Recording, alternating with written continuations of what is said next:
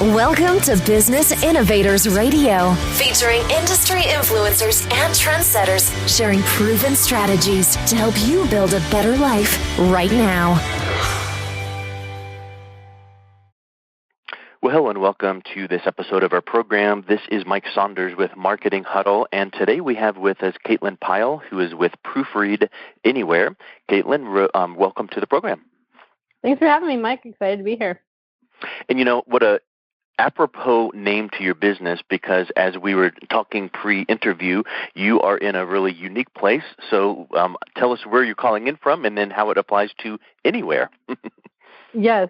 So I was originally a proofreader and I've branched out into blogging, business consulting, all kinds of stuff now. But we're in Buenos Aires, and as a proofreader, you can proofread anywhere. And I realized that a couple years ago. And so I put together a blog just for fun, hopefully thinking I would teach a couple people here and there how to do what I do as a proofreader, and it has blossomed. So, you know, and I think that there's so many types of businesses that are able to be virtual and anywhere, and just give an internet connection and a phone, or just an internet connection and a computer.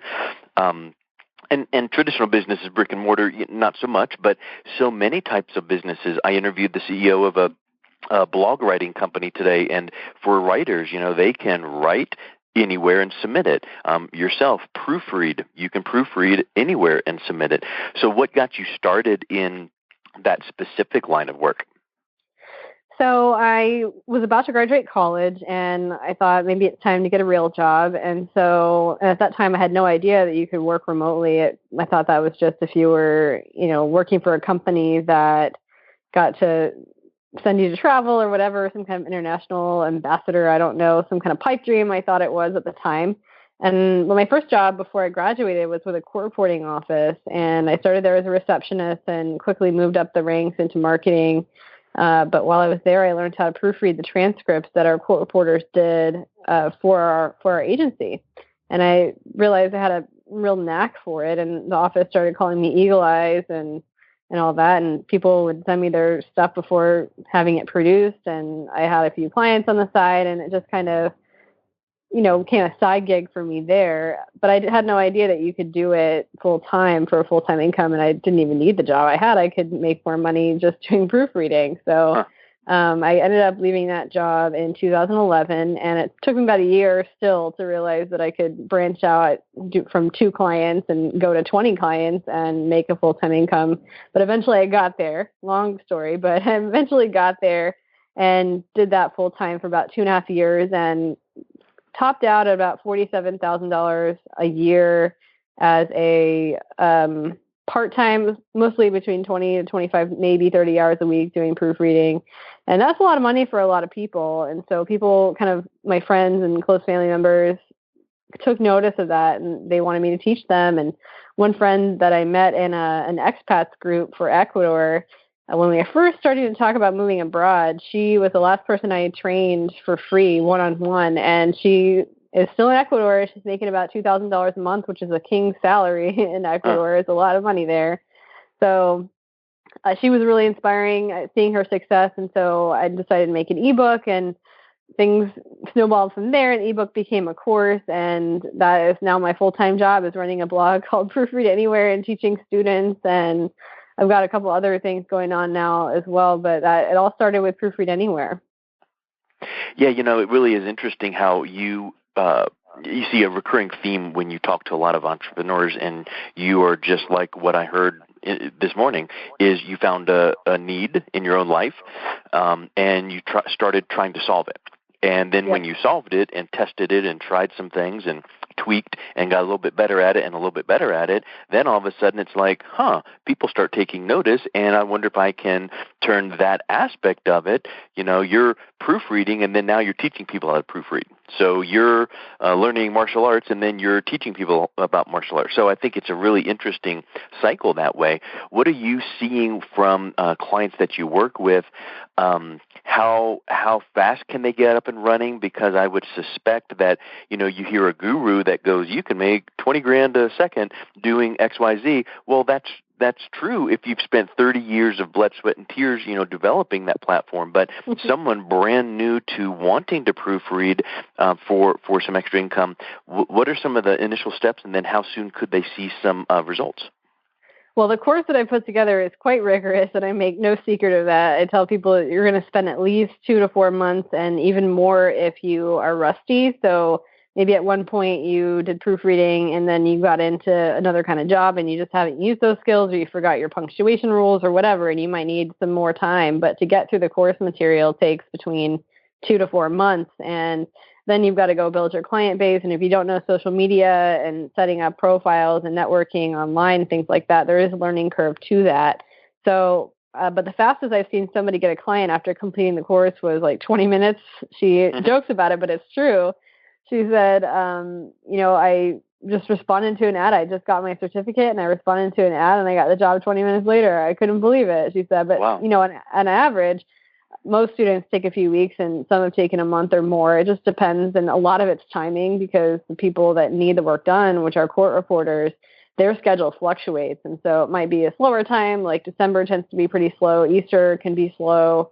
July, if they go on vacation, depending on what region you're in, can be slow. So a lot of it is just so much timing. And so if you just got to keep at it. You can't give up. And so I do encourage them to not give up. And I haven't had any complaints. It's been a year and a half, and nobody's complained that there are no clients out there. There definitely are. And you just have to be in the right place at the right time and persistent with it. If you give up, then you're not going to succeed. So. Yeah, that it's like the old adage about the gold miners that dig, and then he gives up. Then the next guy comes in, and one hit later, he's hit a strike. So you want to do all the right things the right way, and then do it at the right time frame consistently. What I would wonder too is do you have an element of your program where you teach them how to kind of build their portfolio, not necessarily, I work for this guy and this guy, but kind of building up some feedback and some reviews so that when you approach the next person, you can say, hey, I recently did work with companies like XYZ, and then now all of a sudden it might be easier for them to get a job because they're not newbies. Yeah, yes, absolutely. We have one of our main suggestions is you put together a website, and then it snowballs after that first job. If you pour into your first 1 or 2 clients, they could be the most difficult that you ever get. But if you do the best job for those 1 or 2 clients and don't rush to get like 40 clients just because you want to make a ton of money, just get 1 or 2, really pour all of your energy into them, and then ask them to leave a review on your website. You can set that up. Just a reviews page, and it could be just a WordPress page where it's just reviews, and you ask people to leave a comment, and your own clients can go to that page and leave a comment talking about the quality of your work, and it's more candid that way. Or, you could take a screenshot of something that they wrote on your Facebook wall. That's even better because it's more direct social proof, things like that. So we do focus on a very well-rounded approach to networking, growing like that. Yeah, I think that's these days you get lumped all in with people from overseas and doing poor quality work. So you would need to bolster yourself up with saying, here's my statement of qualification, and here's some of my past clients, and here's some of the reviews. And I think that would, how can you make it easy for someone to hire you? And those are really, really good positive things. So how do you teach people that are your students to stick with it? Because there's going to be times that they're frustrated. So how do you kind of get that mindset strong enough that they're going to keep plugging away? That's funny you should ask that, Mike. Actually, it's more than just a course over at Proofread Anywhere. I blog a lot, and I blog about all kinds of stuff in addition to proofreading, all kinds of work-at-home stuff. But also, I have an entire section devoted to mindset and productivity. And mindset was a huge, huge factor, just pushing past my own barriers to even set up Proofread Anywhere. I thought to myself, nobody's going to want to learn from me. Nobody's going to want to buy this for me. I'm not going to be able to put together a course that works. I'm not going to be able to learn the technology. It's too hard to build a website, all these excuses.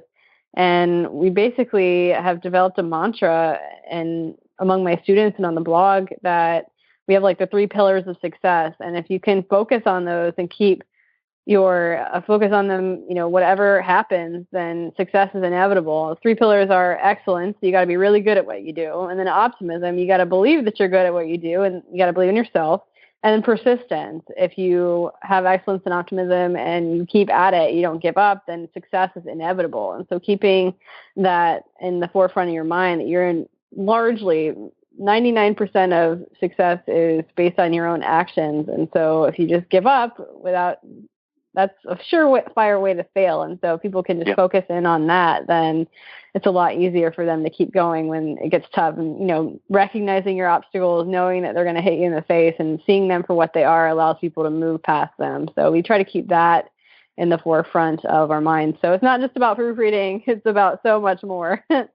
Yeah, it really is. And then let's say that you have a client that's developed a pretty steady base of their clients they're doing proofreading for. Well, now they've developed know, like, and trust with those core clients. And maybe there's, they're sending work over at whatever interval. So it's a nice, core clients. Do you have a element in your training where you then say, well, hey, once a certain level of trust is developed, here's a add-on service that they might be interested in that you could do that's really related to proofreading, and maybe kind of layer in some extra levels of revenue that way? Absolutely. I mean, a lot of them get hooked after they realize that they can make an income proofreading, and they start looking for things they can add on. And so one of the newest ventures that just kind of launched late last year, actually, is Transcribe Anywhere. And transcription is basically turning audio into text. So you listen and you type, and it sounds simple, but it's really not. You have to know a lot of nuances about human speech and be a really good listener. Obviously know your punctuation. It's quite the art form.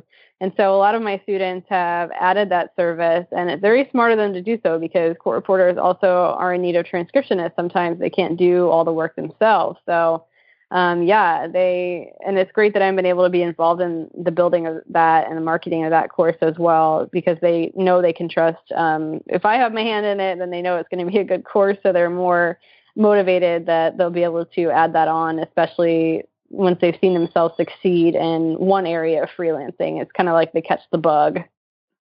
Yeah, and probably another element is they need to just listen to their clients and be connecting with them, and even if they're in between projects, to connect up with the client, just catch up and how's it going, and hey, what are you facing in your business that you might be struggling with? I might not be able to help you with it myself, but I keep networked really well. I might be able to introduce you to someone that can help you with that issue. And now they become an alliance, a strategic alliance, and maybe then if they start hearing a recurring theme where maybe they could say, well, yeah, transcribing, great, proofreading, great. That one other project you mentioned, I could help with that one. Or maybe they've got a separate one where they could make a nice introduction. And when that client sees that they have a need, and then this transcriptionist or the proofreader, their vendor, is being so selfless as to say, I can't do that, but I've got just the right person, and let me email you, and I'll carbon the person, and you guys can talk, and if it feels like a good connection, great. And now they're feeling like that they're really looking out for the best interest. Yeah, absolutely. When you can really build that relationship, that's so important. It's not just an exchange or transaction, money. It's not just about that. It's how you build a relationship with your clients, and you can earn referrals that way too.